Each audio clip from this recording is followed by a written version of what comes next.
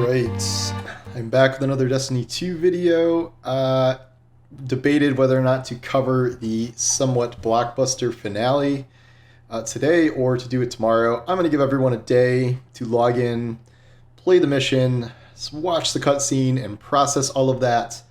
Even having at least part of this data mined and spoiled ahead of time, I still found some moments that I was very surprised about. And I was like kind of jumping out of my seat a little bit for some things that happened.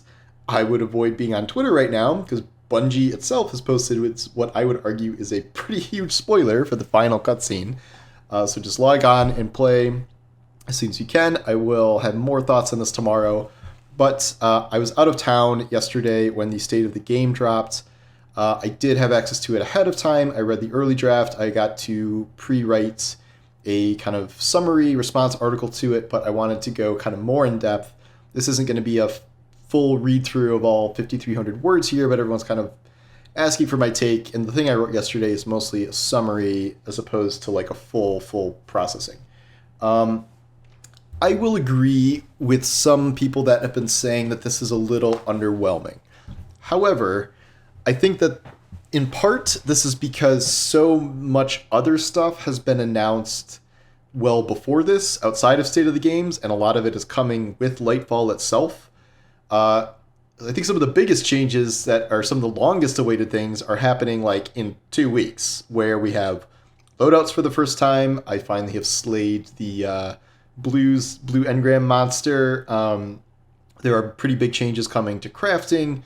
We've been seeing a lot of power level changes that are kind of continuing on. And by comparison, I would say some of the stuff listed here isn't quite as big as all of that. And then a lot of it is a little nebulous with the dates.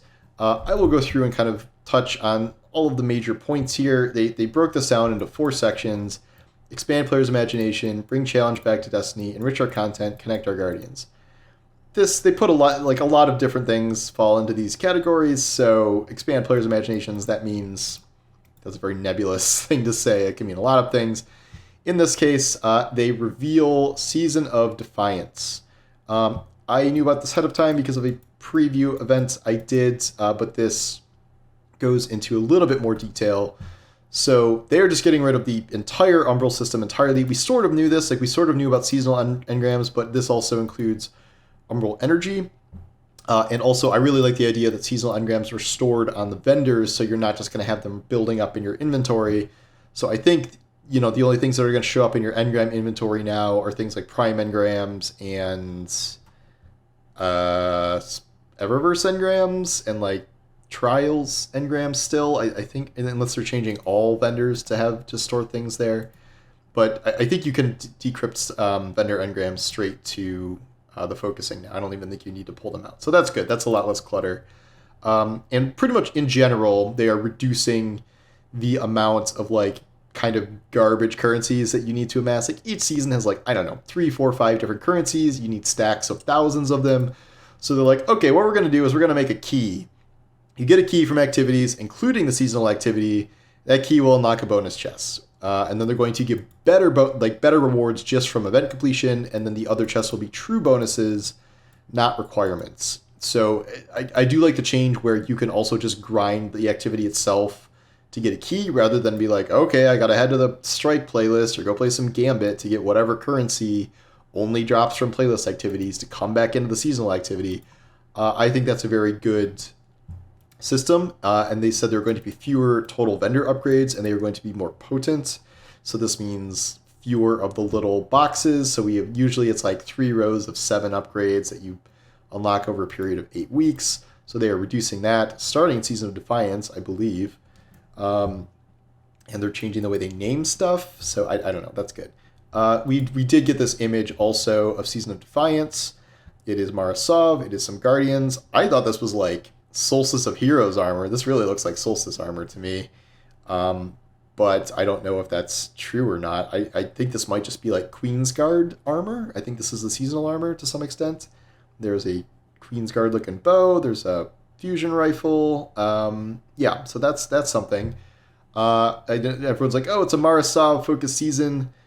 But I do know that there are more characters involved in this season than just Marasov, and I was actually surprised to see Marasov featured here based on what I knew about Season of Defiance, so I guess we'll see.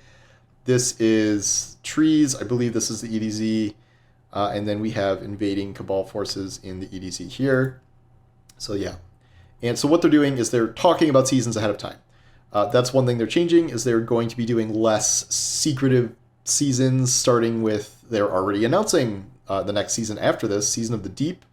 And I think they just did that because a lot of the changes they talk about may not start until Season of the Deep. So rather than just being like Season of Redacted 21 or whatever it is, they're going to actually start talking about stuff more.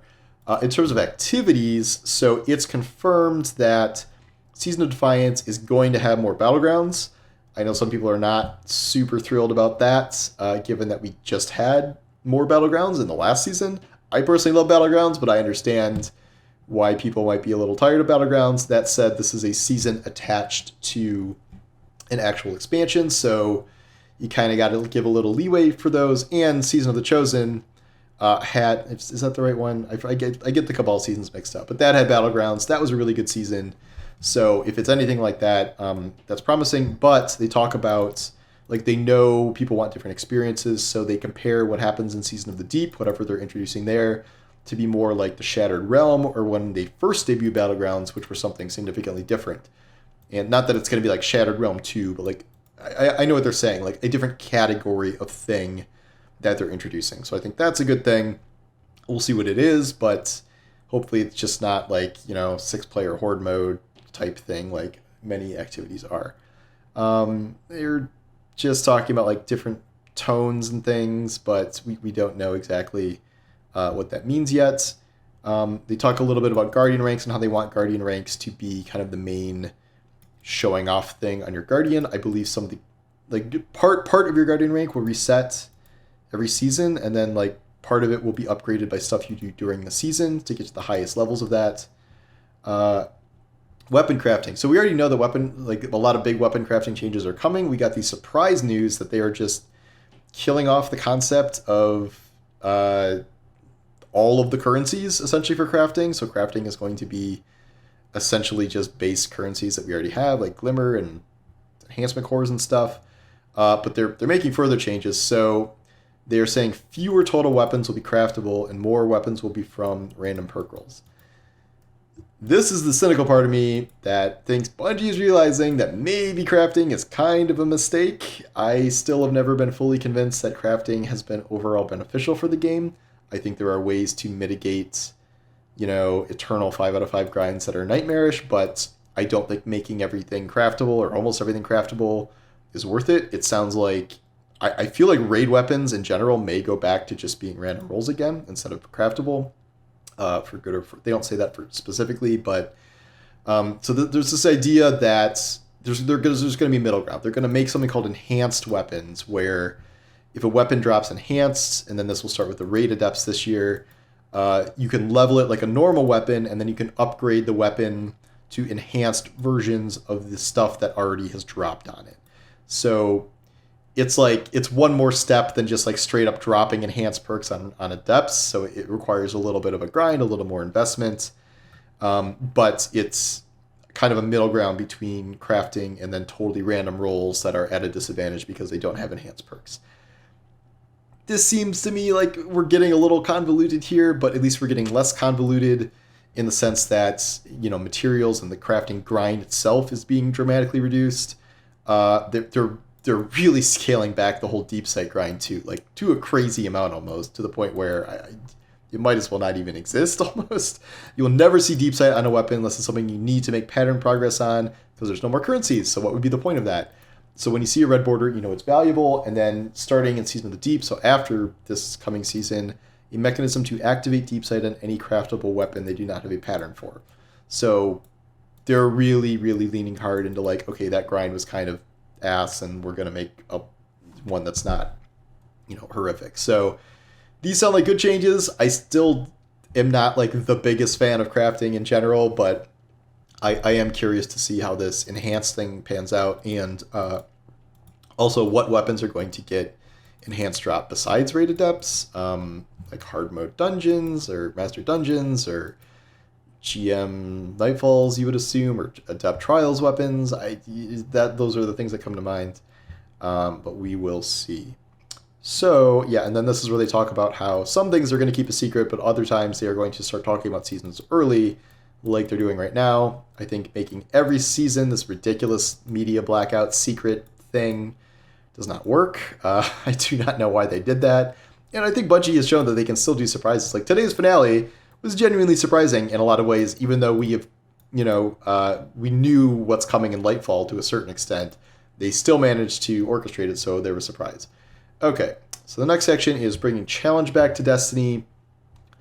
This was a weird section, I thought. So essentially they admit that power creep has invaded the game again because they were trying to make everything like stasis, but all the light subclasses kind of got overpowered. They also, go into the fact that they've already talked about ability tuning and stuff. And they're like, changes are going to be, max resilience will be harder to spec for. And I think that, did they reduce it by 10% or something? But like everything I'm reading here doesn't really sound like it's increasing the difficulty in kind of an interesting way. It's just like, oh, we're going to make enemies hit harder and we're going to make it harder to spec into resilience. This would have been a good section to talk about, maybe spreading out stats so you don't have to get 100 in resilience to feel, the max potential, but there's nothing on like mobility being totally useless here or anything like that. And then they talk about how some of the buffs to guarding damage and survivability were too strong in the old system, so we've taken this opportunity for a balancing patch to gear-driven buffs. I don't know what this means. We haven't had some like big, here's all the exotic armor things that are being nerfed. So I can't tell if this is stuff that they're already talking about with like ability tuning, or if we're like about to get some TWAB where it's like, here's the massive Heart of Inmost Light nerf coming or something like that. That sounds to me like there are more nerfs coming, but this whole section was a little confusing to me. In terms of difficulty, they talk about how they like how Season of the Seraph panned out with the +5 difficulty on the Battlegrounds playlist. So that is happening to Season of Defiance, and this is where they reveal that Season of Defiance has a Battlegrounds playlist. Not a huge surprise, given that Season of Defiance is about defending from Callus's armies invading Earth, so that seems like a prime thing to have Battlegrounds for. But yes, we did just get a bunch of Battlegrounds last time. I like Battlegrounds because at least in terms, besides enemy density and all that, they are at least things that stick around when everything else gets vaulted. So we know that this should be at least potentially permanent content going forward, even as other stuff goes away. They also talk about how Neomuna itself as a patrol space will have higher difficulty. It's not going to be quite as intense there, but I feel like the Witch Queen had this too, where at least early on you'd wander into the later areas and get smashed by, Hive Guardians one-shotting you. So I'm curious how different that feels. They also talk about how they are applying this to the Vanguard Ops playlist. Not quite as intense as the Battlegrounds playlist, so it won't be +5, but maybe it'll be at level, just so you're not like whatever the max 30, 40 power over Vanguard Ops by default. Hopefully this just doesn't make it like super extra grindy for like not that much of a reward.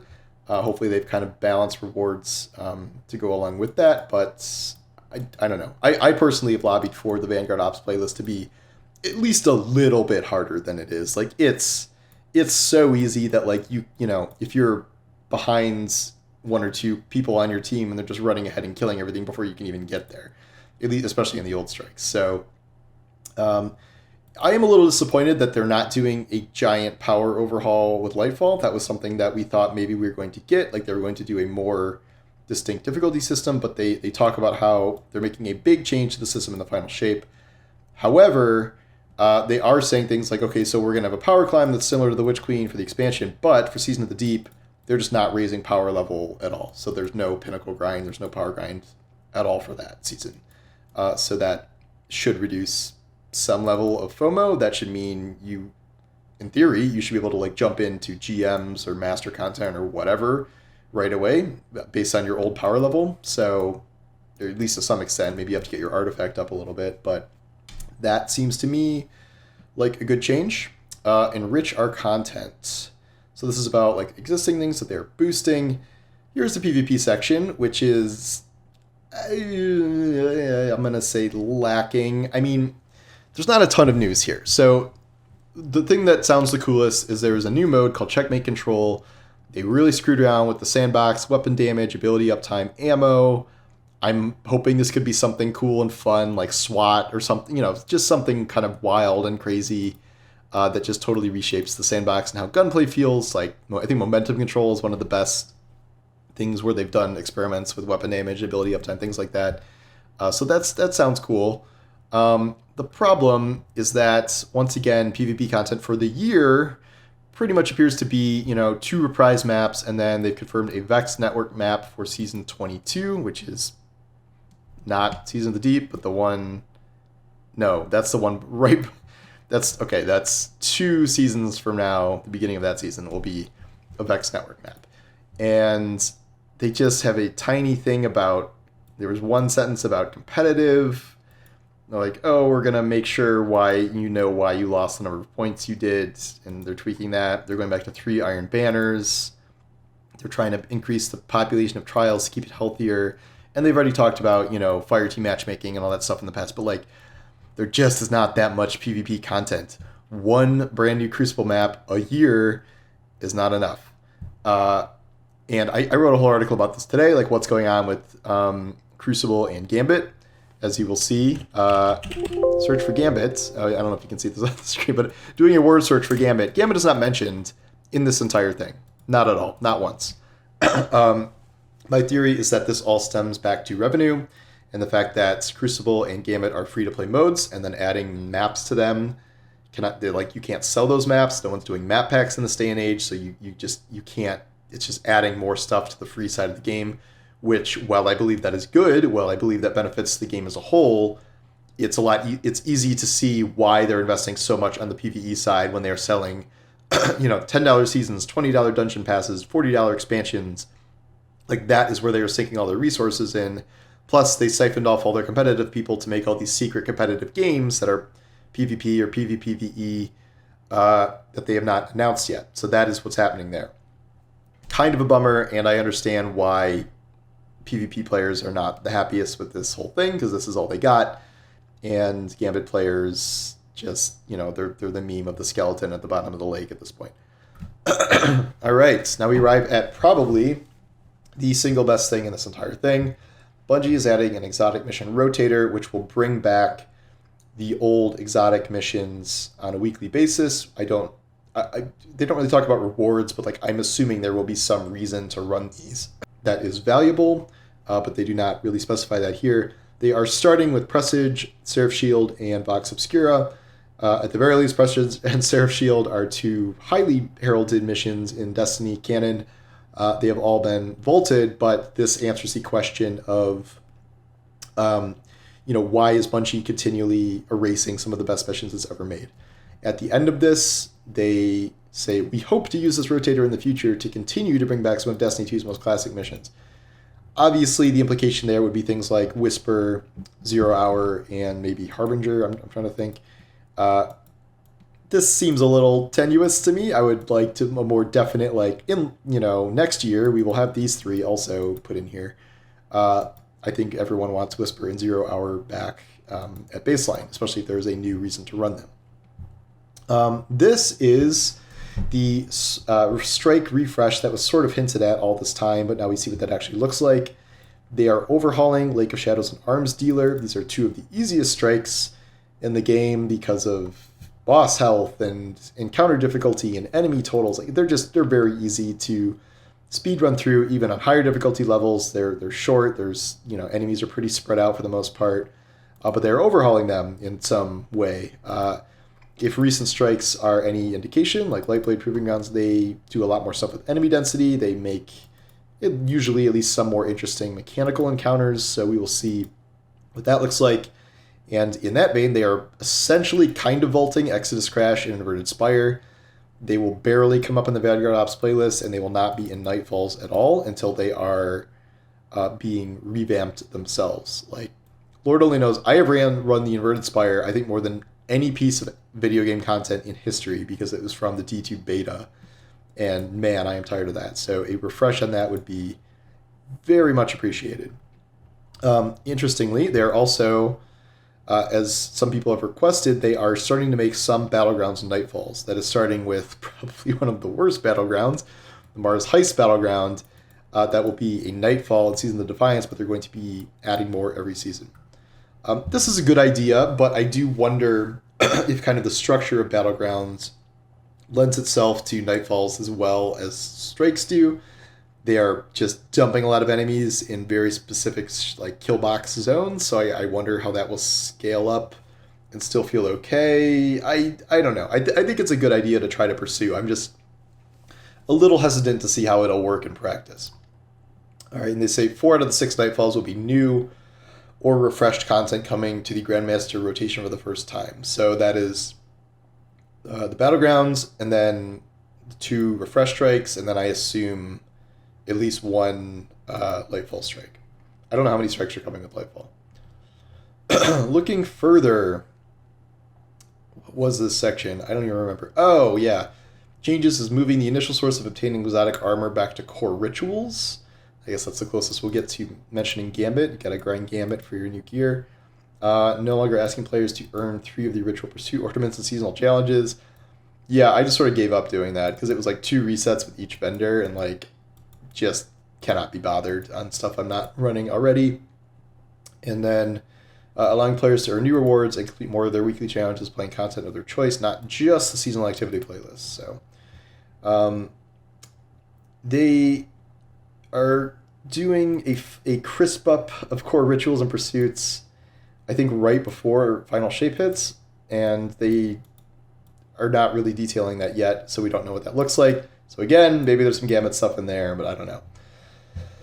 Connector Guardians. This section was somewhat odd. This whole thing is pretty much about how they think commendations are going to be nice, and I mean, sure. Like, there's no downside to the system. Like, you can give your buddies some little boosts. I can guarantee you there's going to be like commendation trading LFG things where if Guardian ranks, yeah, okay.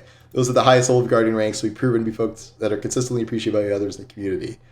So to get the highest Guardian ranks, you'll have to get commendations. Some people will get them organically, I'm sure. Other people are going to be commendation trading, I guarantee you. Whatever, it's fine. This is a weird section because this got changed. They originally said that they were going to turn all chat to default opt-out rather than default opt-in, which is what it's been for a while now. That was deleted, and they just say, eventually we want to change game-wide text chats you have more frequent opportunities to reach out to Guardians, so either that opt-in thing isn't happening, or they just haven't finalized it yet, but they literally, this is the one section they actually changed stuff on. This was a bit of a bummer. They were delaying Fireteam Finder a long time.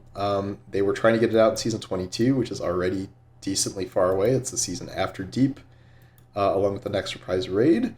But they need more time, and they hope to get it out before Lightfall, but I think there's only one season between Season 22, Final Shape, between Season 22 and Final Shape. So that's just not happening. I don't know. It's kind of a bummer.